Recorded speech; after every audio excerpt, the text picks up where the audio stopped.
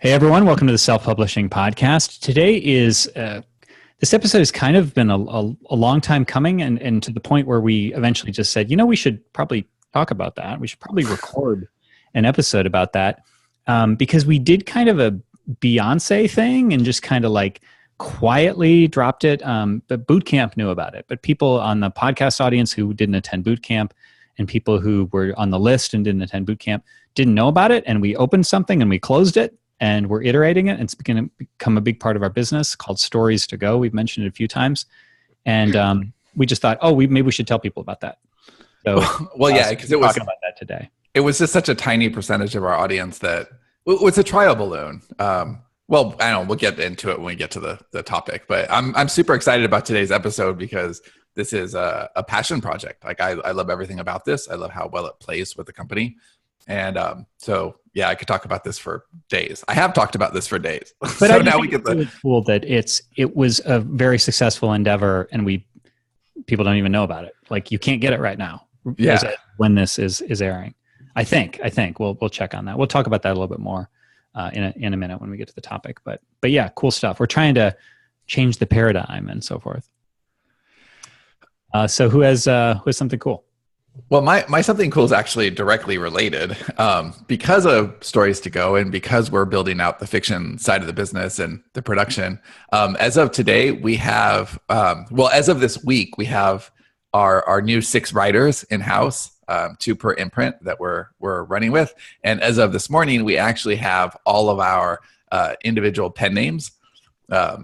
And I'm not going to tell you guys what those are. I mean, I'll tell you guys what those are, but you smarter artists, you have to stay out of our also bots. So I won't be telling you what they are, but I'm really excited that we're building these. We've got 2 that we're working with, just me and Dave, 2 that we're working with me and Johnny, and then we've got 2 that is the romance line that we're building out, and we'll expand from there. But this is a really big, substantial first step for us. So really, really exciting. Dave? No, I got nothing. I blew it on the first episode. Blew his wad on the first one. I don't have 2 good things that happened to me in a week. So Stranger Things 2 is the only good thing that's happened to you in. How about it's the last episode? The first episode of Stranger Things 2, and this one could be the second episode of Stranger Things 2. You'd have a whole bunch of topics. Yeah, just the episode I watched. How about, didn't you start a book just this week? Yeah. I'm doing NaNoWriMo. I thought I already talked about that, though, in the last episode. Well, yeah, but you actually started a book today. I mean, last week it was, I'm going to do NaNoWriMo, but you're actually started. I started a new book yesterday. How's that? Okay, yeah. Okay, that's my cool thing. I got nothing to say about it. You're a delightful conversationalist. So speaking, I'm actually afraid to ask Dave this question because I might not get the answer that I want and publicly. But Sean, how are you writing and writer, right? I am writing and writer. I am Story Shop writer. I'm writing and writer. I am actually really enjoying writing in writer. I am not yet enjoying editing in writer because it does that scrolling thing. Why are you editing as you go? I'm editing a different project. One of our we actually have our first production CI book has been submitted, and I've started to edit that, but I'm doing it in Story Shop because it was written in Story Shop, but it does that scrolling thing that was happening during boot camp, where it's like, so it shouldn't unless you're losing the connection. No, it does. I'll explain it later. It's a little bit, but it needs to be tweaked. But the writing has been wonderful. It's the first time, and actually we could talk about this a little bit later too with Stories to Go, because the book I'm writing right now was taken off the Stories to Go shelf. Same for Dave, and so we took it from the Story to Go starter, plugged it into Story Shop, and exactly. I've had every beat. I click on it the next morning. I'm doing 1 chapter per day. Isn't that cool to be able to what's the beat? The next chapter, and you click on it, brings up the hover box without leaving it. And then you can click on the elements. What was that thing? Who was that character? How old are they? I love the writing environment. It's fantastic. I like the full screen. That's been great. So writing in it has been magical. Planning in it and writing in it has been magical. I need the editing to get magical next. All right. Jackie reminded me, Dave, did you watch Mindhunter? I just finished it and thought of Dave. Yeah, I watched the first 2 episodes, I think. I like it a lot. It's based on a book by, I think, John Douglas and Mark Olshaker. They're actually they've done quite a few books, and I read those ages ago, like in my 20s. Basically, they started up the whole serial profiling unit at the FBI. So yeah, those are really good. I don't typically like stuff that's based on true stories, but it seems like a very fictionalized thing, so I'm enjoying it so far. Yeah, it sounds really, really good. What I heard, they actually talked a bit about the show at the film festival last week. I heard a few people talking about it, and they said that the first episode is super ridiculously slow, but then I liked it. Once you get into it, it really, really picks up. My something cool is actually related to the film festival to which Sean just alluded, the Austin Film Festival that we attended a little while ago. And it's just understanding show running. Like that's something that this was kind of a revelation to me because I never really understood it. I'm like, okay, so the showrunner is in charge of the show. They run the show. And that's about as far as I got. And for TV, it's basically like the buck stops here, like the executive producer, like everybody reports to the showrunner. The showrunner is responsible for making sure that the writing gets done and the sets are assembled and that the shooting is happening and the right color drapes are on the set and all those things ultimately. And then applying it to what we're doing going forward, which is a different kind of show running for our imprints, because we, as Sean just mentioned, hired some writers, but we want a consistent message and worlds in some cases. And so deciding like kind of how show running works. I mean, TV writing and movie writing is very collaborative, especially TV show running. And so hearing about these rooms of writers and how they kick ideas back and forth, and every room works a little differently, and every showrunner is a little differently, and hearing the experience of all these people and how they're collaboratively building stories in totally different ways sometimes was just a really interesting experience. Johnny, there's a documentary. I don't know how widely available it is. I think I bought it off Apple. You can rent it or get it there, but it's just called Showrunners. And it's just a documentary about showrunning and interviews with different showrunners. And it's interesting. It's nothing completely revelatory, and you already got a lot of this by going to the festival. But I think we are steeping right now, and you'll like it. It's probably worth checking out for you. Okay, so stories to go. So do you want to begin by kind of telling the story of Stories to Go? Because remember, like a lot of the podcast audience knows nothing about this. Like we start from zero on this. Yeah. Okay, so we actually talked about this a little bit before the show because, as we've done lately, we try to have one showrunner for the show. And this would be a natural one for me to showrun because I've kind of been in the Stories to Go weeds from the very beginning, and especially the last couple of months, and building out what we have right now. But I actually think that's a terrible idea to have me showrun this because I have been in the weeds. I do know every corner of this. And so Johnny is going to ask the right questions and kind of rein me in because this is something I'm really excited about, and I will be prone to rambling. So okay, so here's my first question. Yeah. Do you want to tell people about the Stories to Go story from the beginning? Well, okay, so this started 7 months ago. It's an older. It's something that we have just put into practice at the end of September, right at the tail end of boot camp. We opened it for just the boot camp audience, and the Stone Table. They got a little bit of an early peek, but the whole idea was a collaborative package, and it took a long time to go from what it was to what it is, and even for a while, like. Johnny, I told him right away. Long time. Yeah, the first two people I told about this were Johnny, and he was like, "Huh?" And then I told Seth, and he was like, "Awesome! I'm going to build a site." And he put something together. And Tammy, who was like, "Wow, that is my favorite idea." What, I was fourth? Fuck you. Well, dude, you hate everything. Everything. And you're like, okay, more work. You're telling me about more work. You're like a shit dispenser. Yeah, right. So.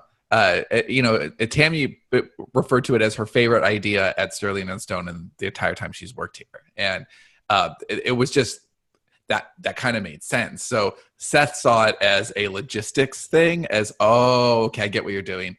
Johnny saw it as, who the fuck would buy that? And Tammy saw it as, oh, well, that's that's a great product. I would totally buy that in a heartbeat. And if you work with Sean, what happens is, unless it's kind of like if you've ever ridden in a car with kids, and somebody in the back says, "Hey, could we get ice cream?" And then No. the answer is given, but a no. Then it slowly becomes this thing of, where are we going to stop for ice cream? Are we there yet? Are we there to the ice cream place yet? And so That's why I always start with no.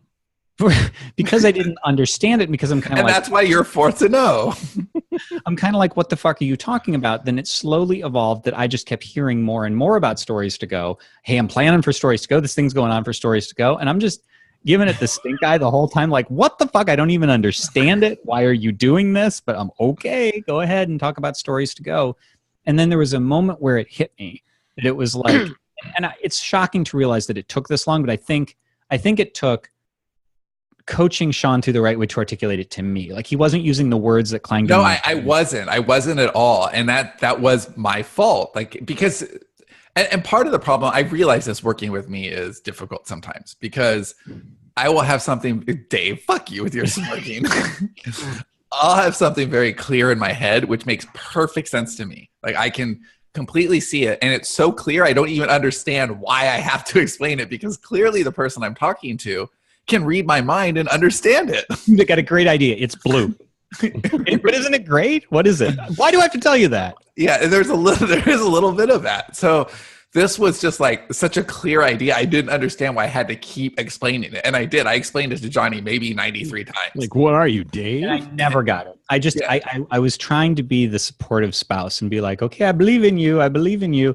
But I didn't get it. And I think that I was sort of on record officially between us as, have fun. I would love to be proven wrong. And I just don't understand why the fuck anyone would want this. But then there was a moment where it clicked.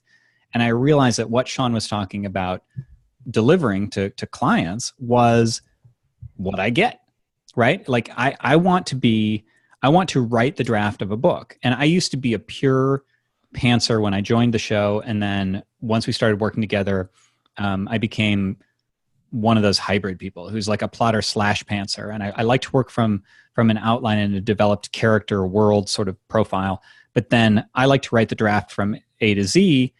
But then I'm done with it. Like, I receive a package that shows me what I'm writing, and we talk about it and we figure it out together, and like we flesh out the characters and we kind of, okay, that makes sense. And then I ask questions and we have an initial story meeting, and then I write it, and then I hand it off, and I never see it again unless I decide to read it. And that's kind of exactly what Stories to Go really ended up being. Now it's growing, so it isn't, like the person who's writing it does still need to take it to an editor and get it edited and stuff. It's not exactly the same relationship, but it's like, it's getting there. And so it's the original tagline was, we collaborate, you keep the copyright. And we actually changed that to you keep the royalty, which is a little clearer. But the idea is, people, I think the secret sauce that we have at Sterling and Stone that people are most attracted to is the collaborative stuff. And it's really what we've built the company around. It's how we're growing. And it's that you shouldn't have to be alone. You should really figure out what your superpower is and then lean into that collaborative thing. So it's a collaborative package that you're getting, but it's also more than that. So here's why I want to take another step back, because I think the origin story of this matters. So this came in the aftermath of The Apprentice. And for The Apprentice, that was our foray into, okay, now we're going to figure out how to build a course. And I love that these two episodes are back to back. I don't know how they actually are running in order on the feed, but we just got done recording an episode with Mark Dawson, all about his ads course and why we're supporting that instead of building our own. And this is a big part of that. Once we were done with The Apprentice, we realized that getting people to write to market and to fashion those conversion elements first and get their product description down and their cover down and really understanding how to sell their story before they even write it was kind of the secret sauce to what we were doing. But on the other hand, it was really difficult to teach that through a series of videos. It really needed to be something that was more organic than that, was more experiential than that. And so we realized at some point this summer that oh, Stories to Go, the collaborative thing that we're going to do, that's actually the course, because we can't build a course the way we want to with any scale, but we can help fewer authors doing it this way and then figure out how to do that and then scale later. And in the meantime, we can make it harmonized with the fiction business. So is that all right, Johnny? I don't know how much I'm talking out of order and stuff, but is that all clear so far? Yeah, no, that feels right. So when we orchestrated the package, then what does this look like? How do we put this together? We had to think what the big elements are. Cover is obviously huge. So just like we wrote Access of Aaron, which was a literary book and not really designed to sell, but it still came cover first. But we could take that same idea and come up with really commercial concepts and really commercial titles and really commercial taglines and have covers designed for these concepts that don't actually have stories, but we know that all the conversion elements are there, the tagline. Yeah, so fun tidbit. Do you remember how audacious it seemed? We wrote a book cover first. It was the most outrageous idea Yes. of the time. I was afraid to tell Dave the idea like 4 years ago because I thought he would just make fun of me. But the reason that matters is because once you establish that you have some storytelling chops, like if we were just throwing shit out there and we didn't know what we were doing and we were trying to dupe people or something, like, you know, you can't, don't be a dick. You can't, covers aren't magical. But that said, people do judge a book by its cover. People do decide whether they want to learn anything else about a book based purely on the cover in most cases, and then based on a copywritten description and you know, an initial first few pages and a title and a tagline and all these things. And so what we're doing with Stories to Go is flipping it on its head, or flipping the model on its head using what we've learned from the self-publishing world, obviously the publishing world at large, and just our experiences like copywriters and marketers, which Sean and I have a lot of depth in, and starting with the most important conversion elements and then crafting a story to fit those things. Right. So it's really a package that gets the end result first, and it's a great way to approach the craft because you're taking a lot of the guesswork out. So I want to do a couple things here. I want to talk about what the whole package looks like and kind of what the aim of it is, but then talk about what the purpose is, the why is, because even if you never in a million years want anything like a Stories to Go package, it's still taking the base elements that we have created here and applying it to your own craft so that you're finding your own superpowers and you're getting quality work done in less time that's actually going to sell. I think there are great takeaways here anyway. So what the package... Also the collaboration magic, I think, is important as you're telling the story to bake in, because it's not just like... Because honestly, that's what it felt a little bit to me like. Like, here's a package. Okay, so this is maybe important. Because I remember Sean and I had a lot of discussions to the point where I'm sure I was annoying the piss out of him leading up to the launch, where I said, we need to lean into it. Oh, yeah. This is like...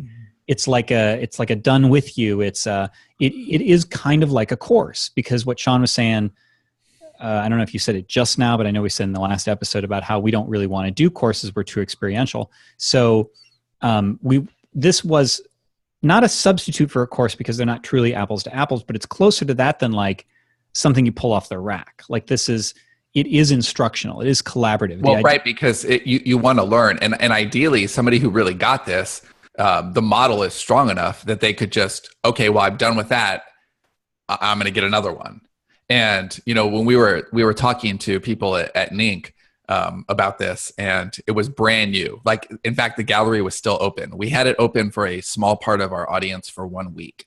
And that's how we're going to run this. It's not something that you can just go and buy at any time, because it has to fit in with our schedule and the way we're running the studio. So we're going to have gallery openings where we allow people to buy their packages. And this was, you know, just closing at the time, and we were sharing it with people at NINC.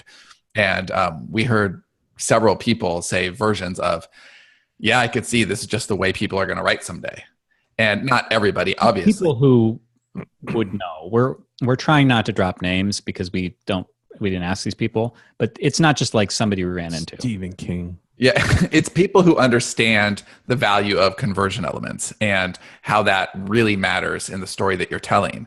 And so for us, this is all about structure. So you get this gorgeous cover with, copywritten taglines, product description, all of that, and a fleshed out story. Like these are full stories. The shorter ones are like 5,000 words. They go up to like 8,000 words. They're really fleshed out. And when he says story, it's beats. It's beats. It's 40 full chapters. Like, yeah, these are full. Everything that happens. These are fully fleshed out. Basically, outlines. what I get when I write with Sean. Yeah, so you get the story idea, the concept, the full outline, all of that, and then the first thing you get is a collaboration meeting. With a storyteller. For the first batch, that meant me, Johnny, or Dave, but we're training storytellers to do this.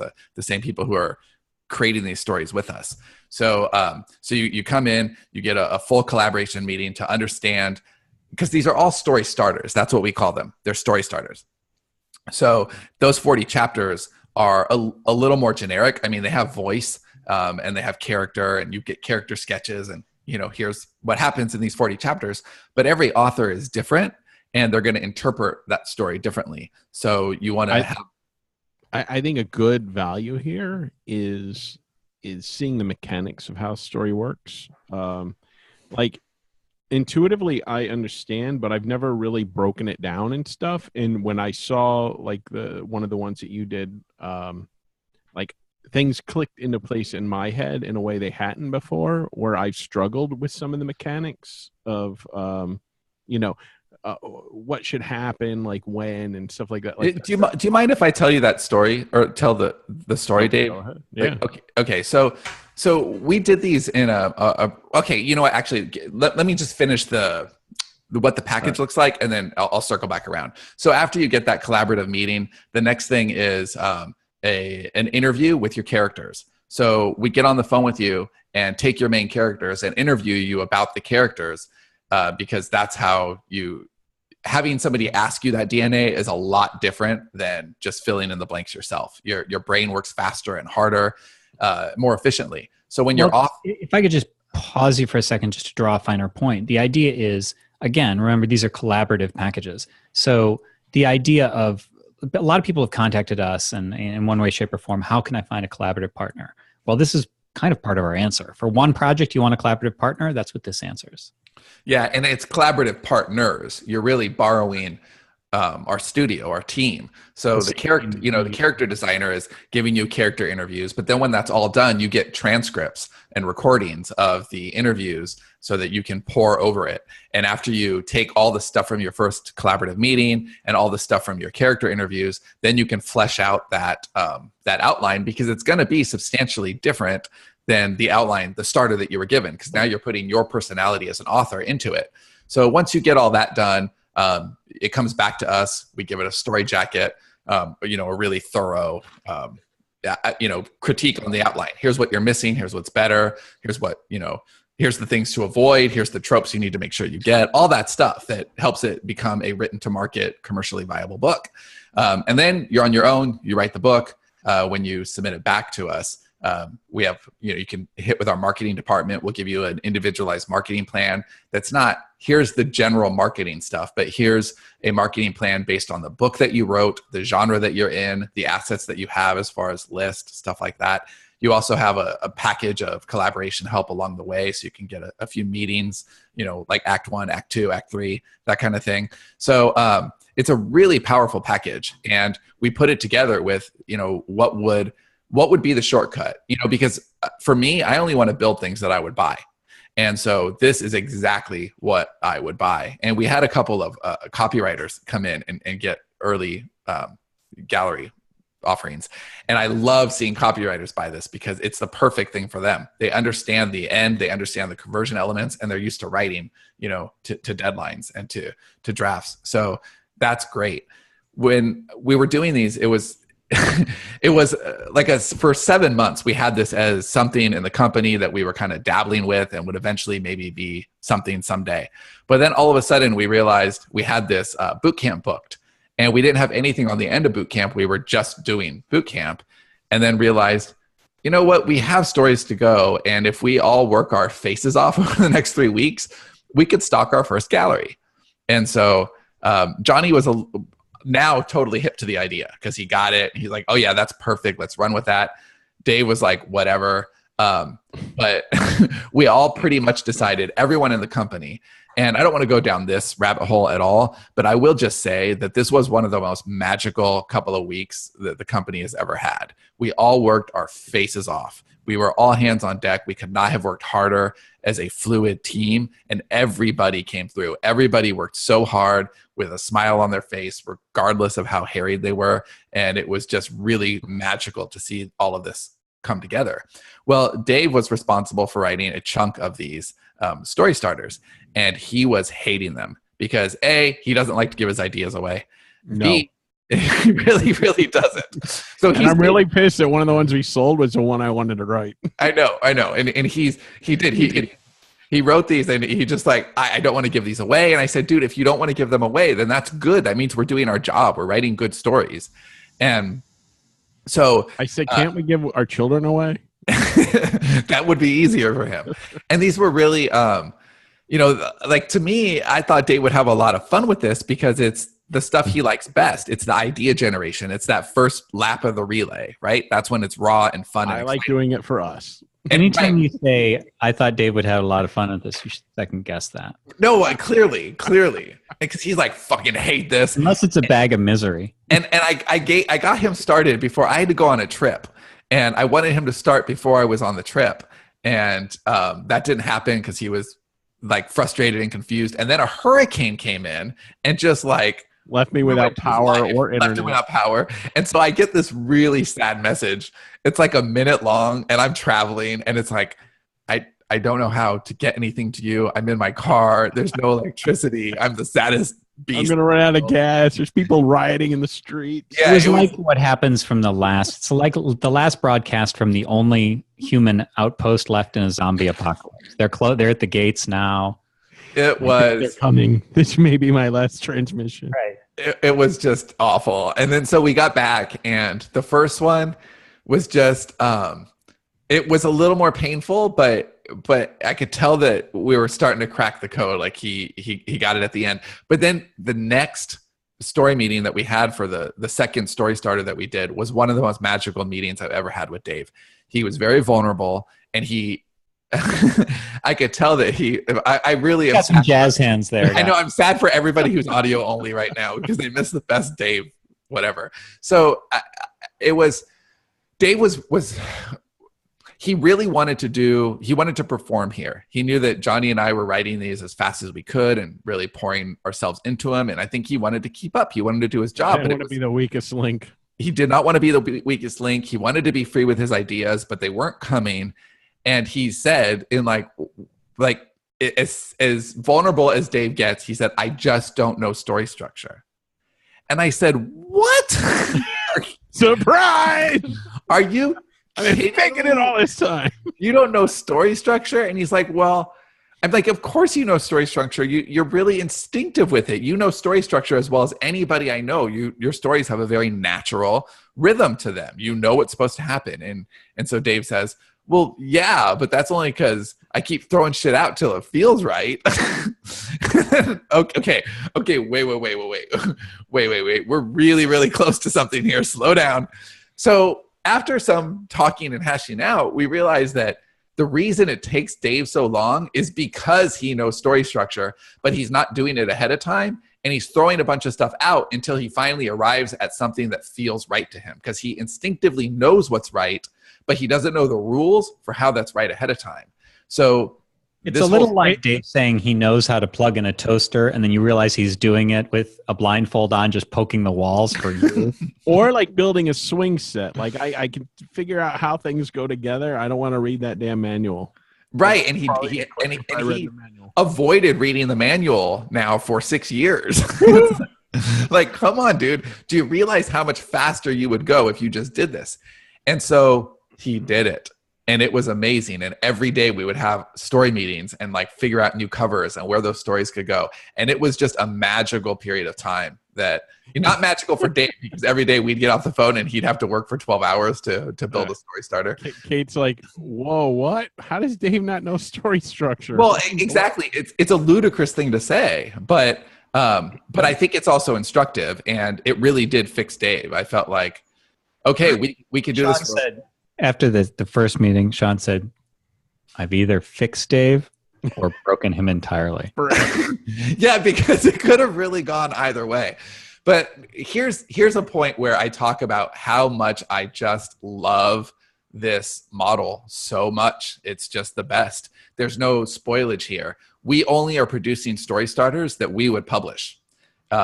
Anything that there's one that didn't sell that I was like, please, please, please, please, please don't sell. Please don't sell. And of course, Dave's did sell. So I'm Dave's dying. did sell. Well, several of Dave's, I mean, Dave was willing to write any of them, and several of his sold.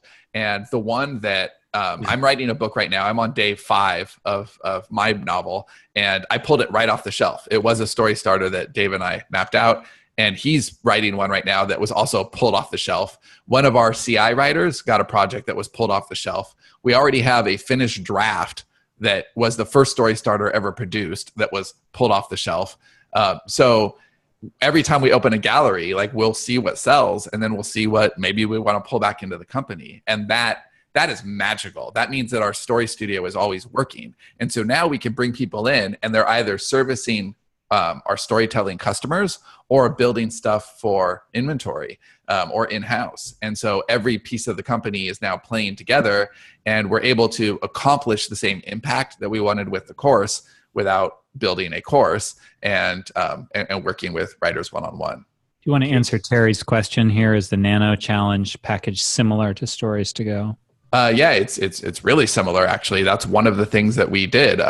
That was Shadows of Nar. Story starter. Now, the implementation is different. Totally different. Yeah. So Christine had this really great idea after the gallery closed. Hey, can we take one of these and make it multi-purpose and show how pliable it is? And yeah, absolutely. That's what they're there for. That's why it's this kind of magical inventory. It's the infinite pie, so to speak. So we put that in Shadows of Nar. Now, the difference is you're not getting one-on-one collaboration help.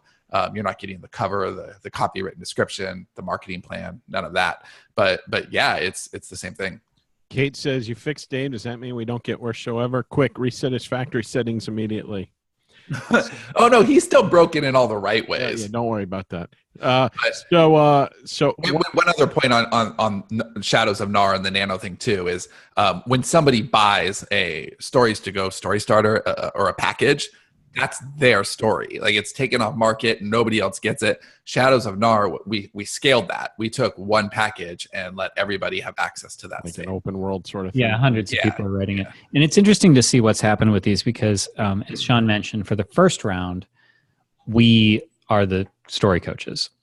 Me, Sean, and Dave. Dave, have you had any meetings yet? I had one this week. It got rescheduled. So next week will be my first one. Okay. Yeah, I've had 2. And Sean's had a few, but that won't be the case for future things. That was like a early buyer sort of thing. And I'm meeting with the person that bought the story that I wanted to write, so already I'm going to be pissed at him. It's going to be great. It's going to be a great experience. But I'm going to break them. But it's interesting to see. I had 2 very different experiences between the 2 people. So we talk about these being story starters, which is the whole point. You can adjust them to however you want.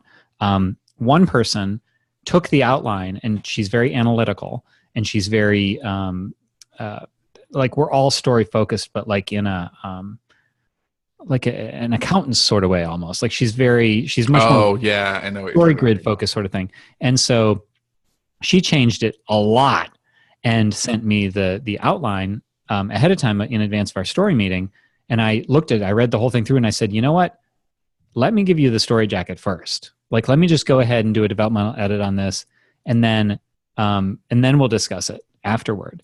Because she had done so much work already that it was ridiculous to have a meeting on something that she'd already discussed, and then maybe she changed it a little bit more. Like, it just didn't make sense. Whereas the other person, I did it the other way around, and we had the story meeting first, and she had some questions about, well, what about this? What about this? She ended up changing some of the characters. She was like, well, what if this one person should have a sister because the relationship would be like this, and so she added a sister, and she added it throughout. And that's exactly it. Yeah. These are starters. I had somebody who she got a starter which is very like almost Gonzo space opera. I'm sure you could think of the one, right? It's kind of a crazy cover. I know that one. and she just fell in love with the story and this cover, but there's a lot of like hardcore science in it. And she just says, I'm not really sure that I can write that believably, and she told me what exactly she fell in love with the story, and I totally get it. And I'm like, yeah, I love that too. But it was really important that she writes the right story. You know, how do you take what you are as an author with what you love about the story and make something commercial and unique? And so our whole story meeting was really about crafting, taking that story, and we changed nothing in the structure. Like the story itself is the same, but all of the little details made it something that she can fly through and is really excited to write, rather than getting lost in the weeds of the science. And that's the whole idea. It's how do you collaborate? So let me actually bring this back around to, okay, you're never going to do a Stories to Go. So how is this relevant to you? Well, it's the idea that it's collaboration. If you're trying to do 100% of anything yourself, it's going to be hard.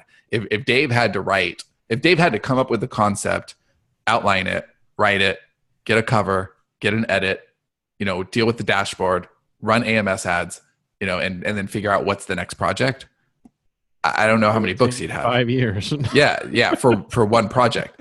But if he has the things that he's really good at. Station, making sure that nobody shits in the sink. In the sink. No upper deckers. Yeah. So it's that.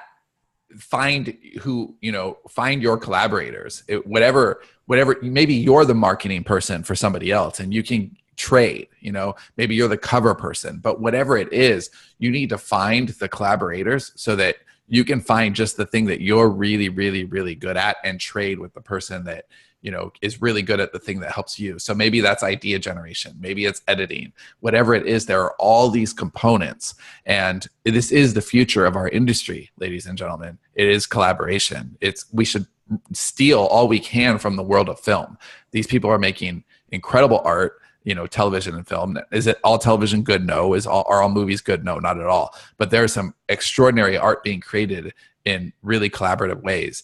And the old traditional model, we had the old traditional model and then we had the indie model, and they were really polar. Either you submitted your drafts to, traditional publishers and they were supposed to take care of everything. And now there's indies, and indies are supposed to take care of everything.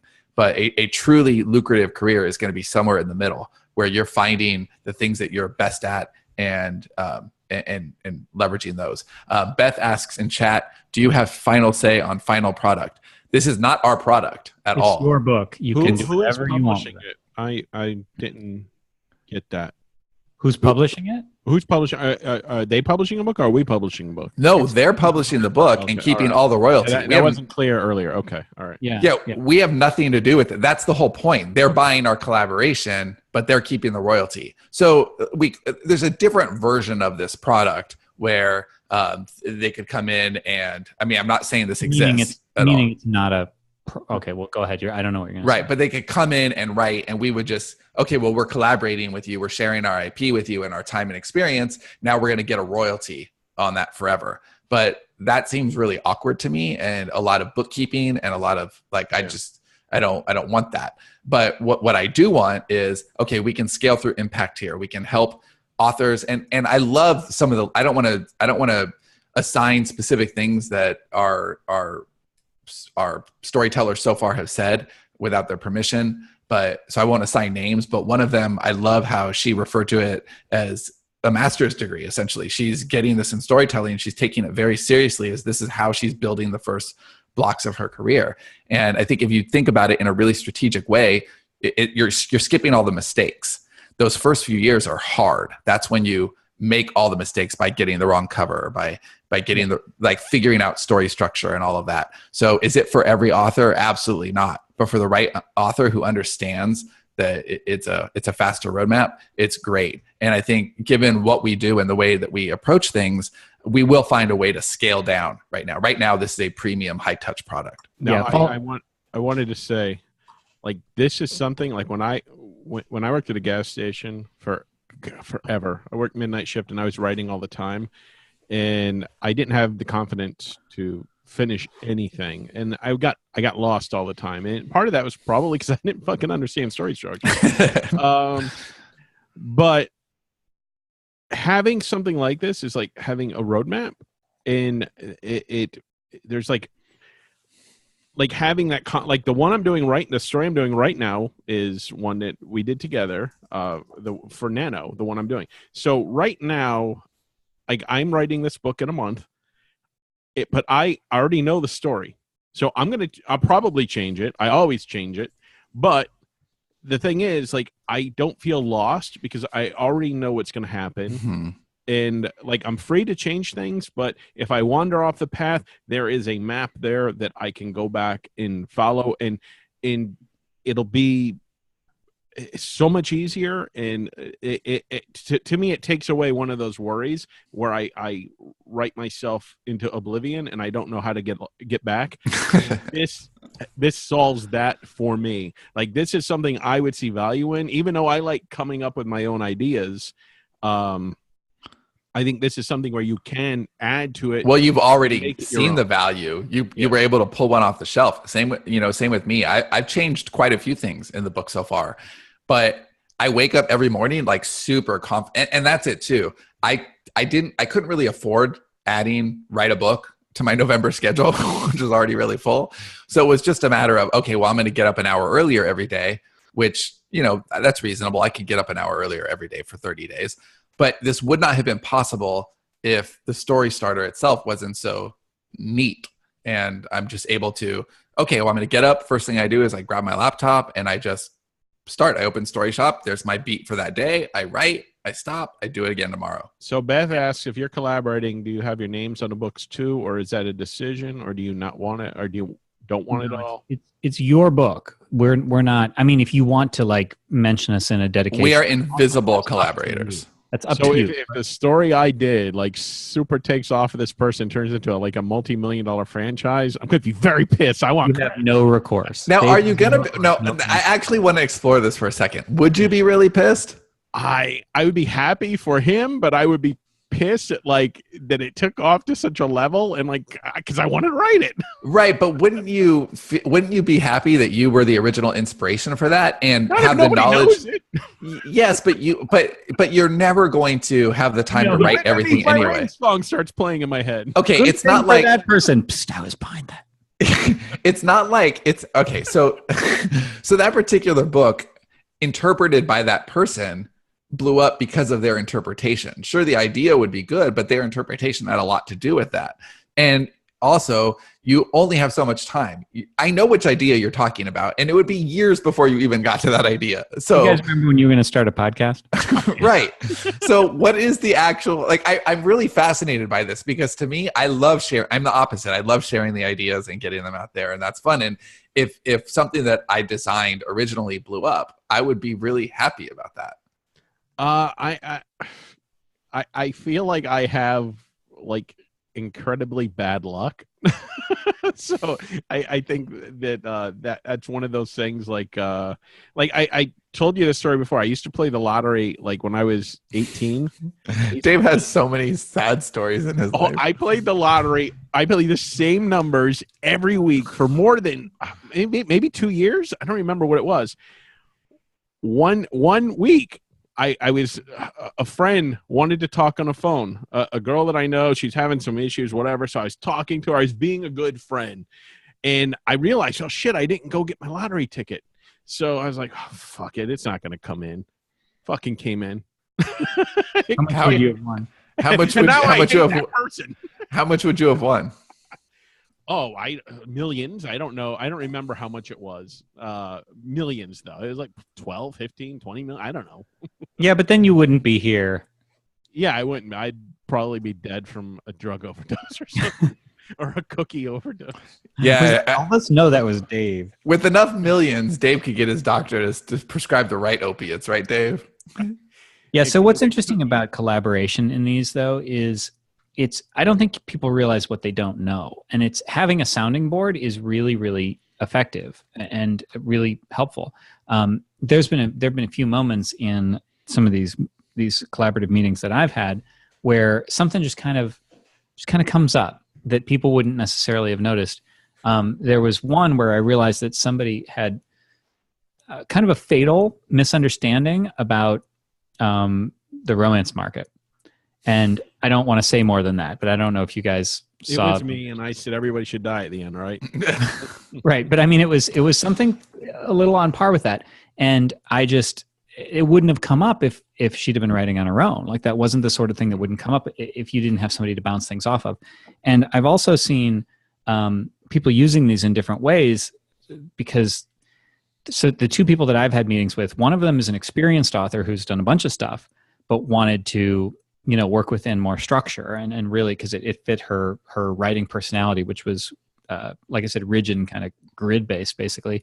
And the other wasn't even really interested in one. She got a couple packages, wasn't even really interested necessarily in one of them, but wanted to use it as a learning experience. So like the idea of the master's class, the master's degree, she took that very literally. It was like, well, I'm really interested in the second one, but I want to do this one first so that I can learn the process. And yeah, I mean, she wants to get a marketable book, but that's not the goal. So it's just interesting. Well, it's because she's thinking really long term. Like, what is the education going to cost me versus, because look, it costs you something anyway.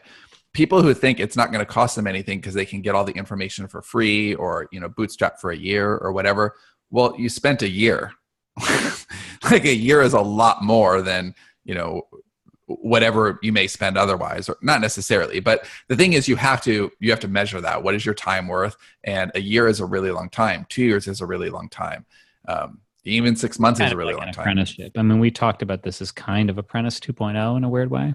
Yeah, and we do have some things where we're working to sew it all together. So we'll have apprentice, alumni, something like it's really in jello right now, but our eyes are on that because we do want to close that loop.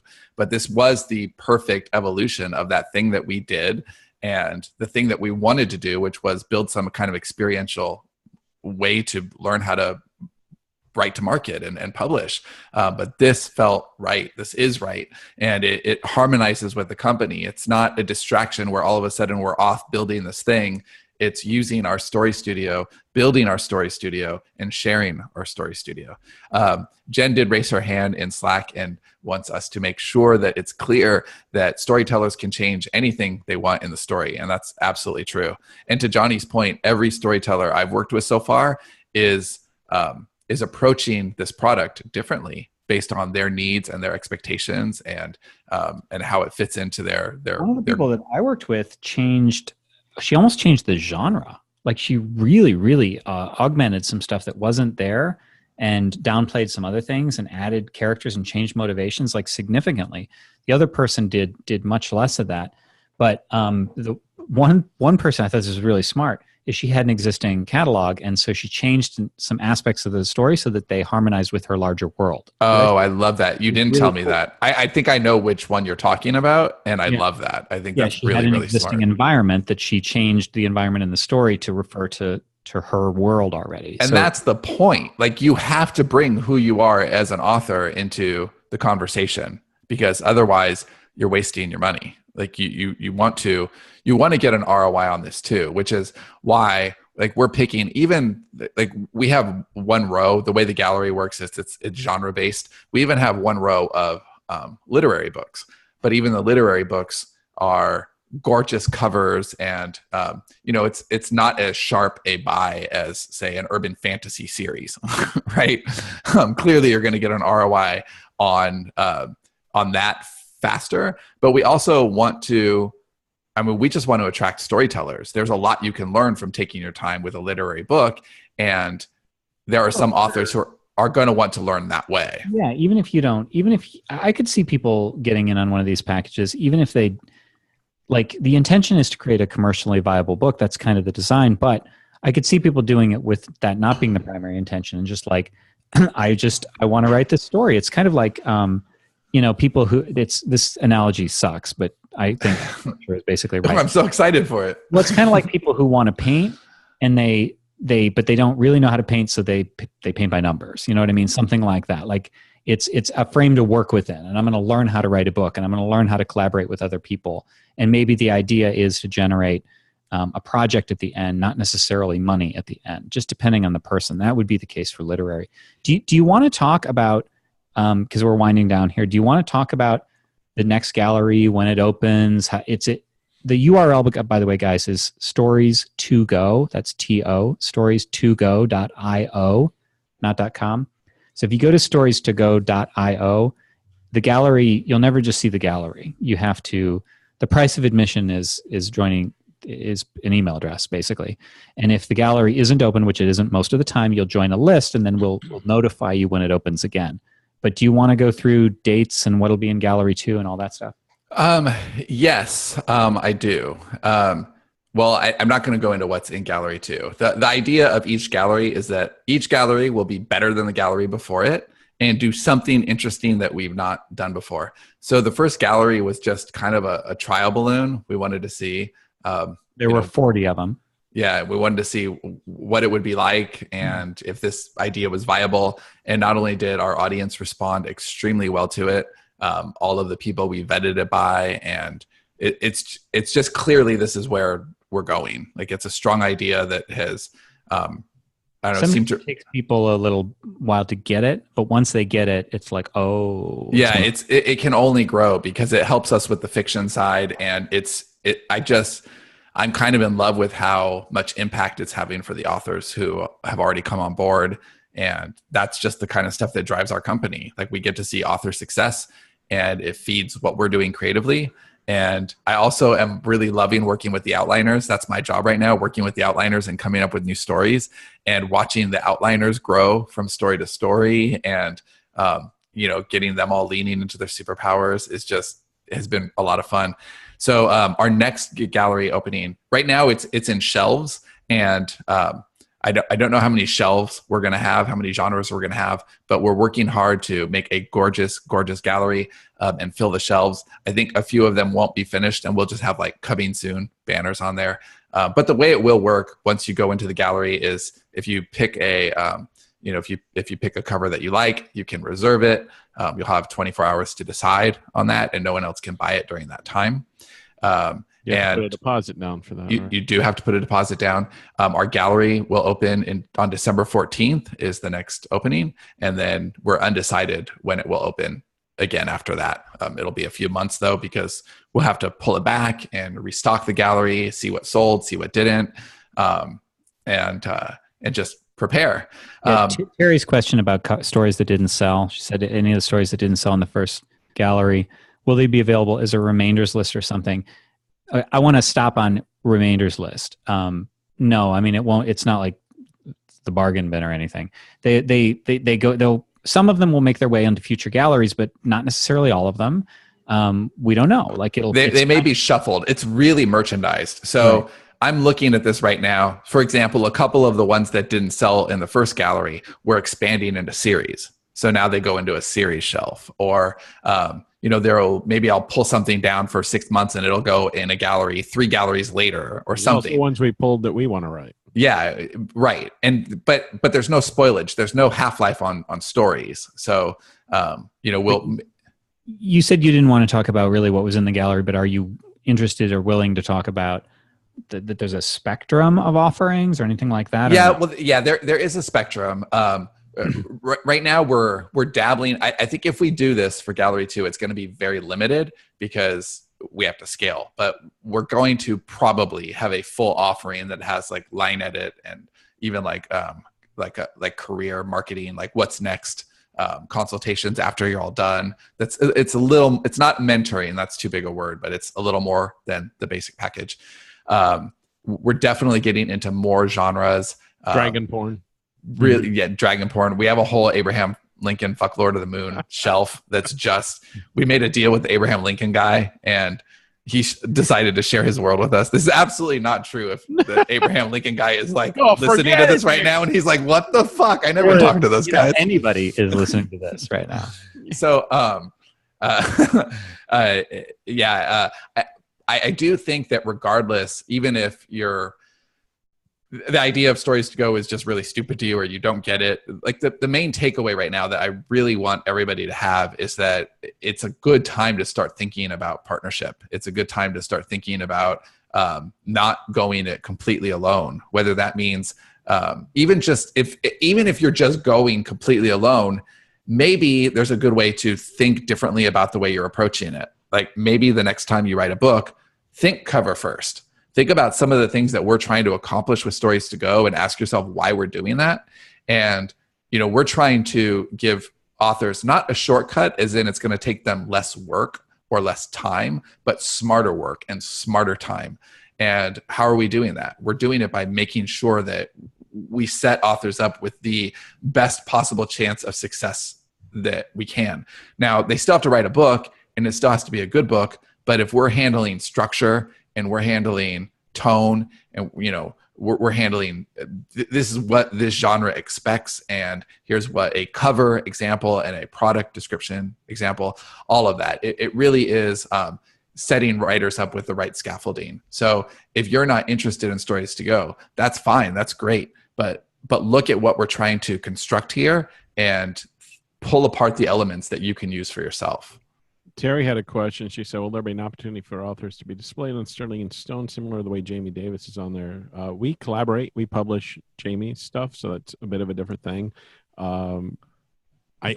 Yes, at some point there will be a gallery of sorts on Stories to Go or on Sterling and Stone. But here's the thing. That needs to be something that the author is comfortable with, because if an author pays a premium price for a story and they want to just keep the fact that they bought that story package private, right, they should have every right to do that. So yes, I would love to proudly, even just for me, not even for the author, I would love to proudly display, look at all these gorgeous covers and story ideas that came from our little factory, but that's up to the author. And people that we helped, I think that's something awesome. I would love that, but I do think that that's up to the individual authors. But yes, I would love to. I would love to do that. Not even just for them, but for us. I think that that's special. If it becomes a TV series, I'm claiming credit for it, whether they want me to or not. I know you will, Dave. Are we committing on Gallery 2 open date? Yeah, December 14th. December 14th, Gallery 2 open date. And it'll probably be open for like a week, roughly. Yeah. It won't be long, and then it will be closed for months. And if you want to get on the, actually any of it, if you want to see the gallery, you have to be on the list. But even if you just want to see some of the stories that we're highlighting for, different projects and different storytellers as we go live closer to it, then you can get on that list too. And again, that's storiestogo.io. I feel like we should have the Stories to Go with the 2 as well for redirect, because I feel like every time I have to say Stories to Go, T-O, storiestogo.io. I think we might even own that. We should redirect it so I can stop doing this. If not, Stories to Go. Just bought it. Yeah, exactly. Jen, quick, buy it. All right. So, any final thoughts on Stories to Go before we wrap up? No, but I love this. This is it's my favorite thing that we're doing right now. I just love it. And it's also his most stressful thing that we're doing because he's doing all the work on it. So it's like it's in Sean's face. I guess it's good that it's good, right? No, it's fun. It's fun. We've been working really hard and spending all the money because we have to build the site and the site too. It's user experience. We want really beautiful, graceful things, and we're getting a lot of covers. We're working with a lot of outliners. We're generating a lot of inventory, and it's ridiculously exciting. And I hope that I hope a lot of you come to the party in December, because I think what we're doing is fun. So December 14th is when it'll open again. Again, if you don't care, then just like Sean said, try to apply some of the concepts, learn from what we're doing. If you do care, storiestogo.io.